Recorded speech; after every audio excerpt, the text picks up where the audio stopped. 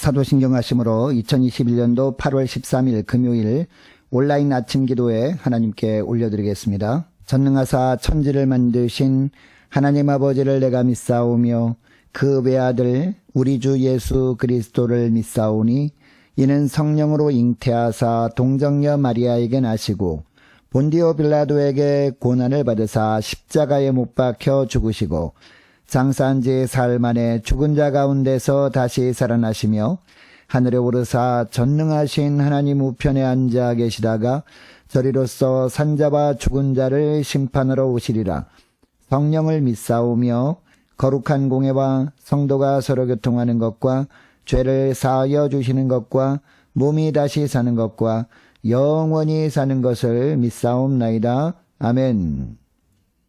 찬송가 304장 찬송하시겠습니다.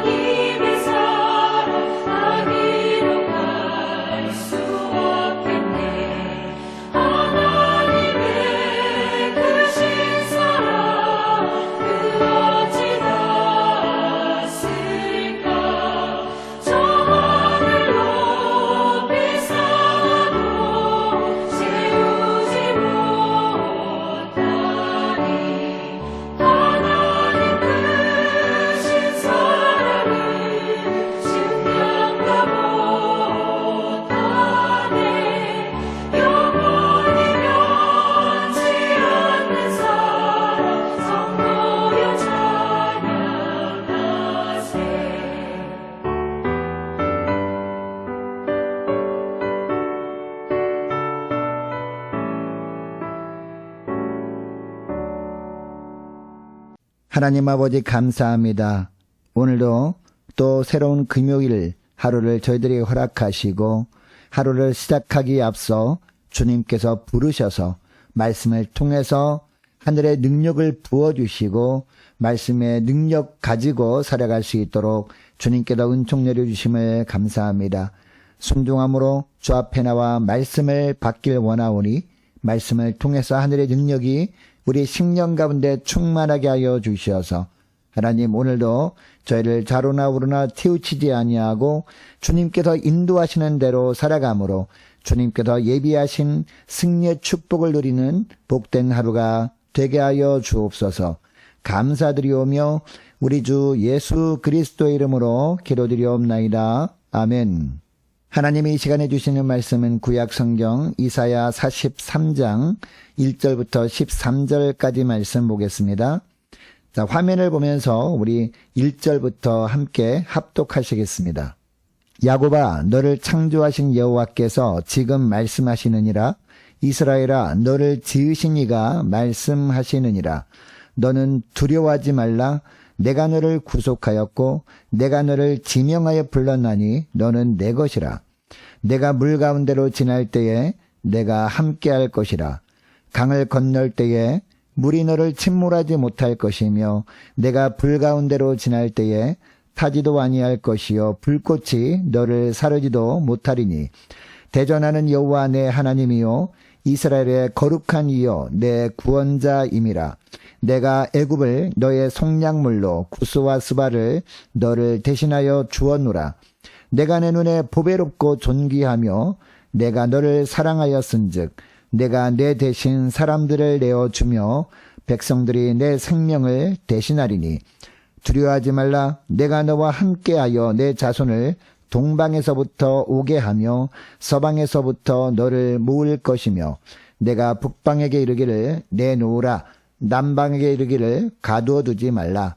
내 아들들을 먼 곳에서 이끌며 내 딸들을 땅 끝에서 오게 하며 내 이름으로 불려지는 모든 자 곧 내가 내 영광을 위하여 창조한 자를 오게 하라. 그를 내가 지었고 그를 내가 만들었느니라. 눈이 있어도 보지 못하고 귀가 있어도 듣지 못하는 백성을 이끌어내라.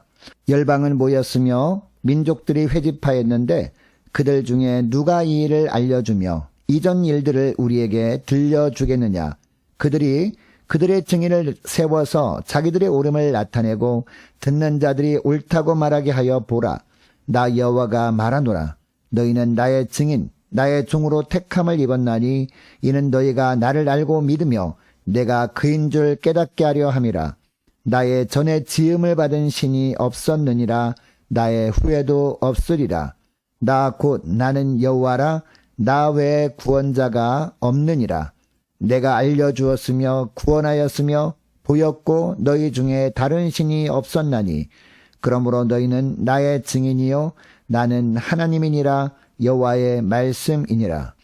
과연 태초로부터 나는 그이니 내 손에서 건질 자가 없도다. 내가 행하리니 누가 막으리요. 아멘. 할렐루야. 금요일 아침이 밝았습니다. 오늘 하루도 주님께서 예비하신 은혜로 승리하는 복된 하루가 되길 원합니다. 주님은 저와 여러분을 너무도 사랑하십니다. 그래서 오늘도 승리할 수 있는 비결을 오늘 말씀을 통해서 알려주십니다. 자, 오늘 말씀을 통해서 승리의 비결을 깨닫고 깨달음 받으러 순종함으로 말미암아 주님께서 저와 여러분을 위해서 예비해 놓으신 은혜 가운데 살아가시는 복된 하루가 되길 원합니다. 욥기 5장 18절 말씀에 보면 이런 말씀이 있습니다. 하나님은 아프게 하시다가 싸매시며 상하게 하시다가 그의 손으로 고치시는 분이라는 겁니다. 자, 우리는 살아계신 하나님을 섬기는 사람들이거든요. 간혹 우리가 잘못된 길로 갈 때가 있습니다. 그런데 만일 그때마다 아무런 일도 일어나지 않는다면 우리가 믿는 하나님을 살아계신 하나님이라고 할 수 없을 것입니다. 여러분, 하나님이 살아계신 하나님이라는 의미가 무엇입니까? 하나님이 보시기에 우리가 죽음의 길로 달려가고 있다면 때려서라도 그 길을 가지 못하도록 막아주셔야 살아계신 하나님이란 뜻입니다.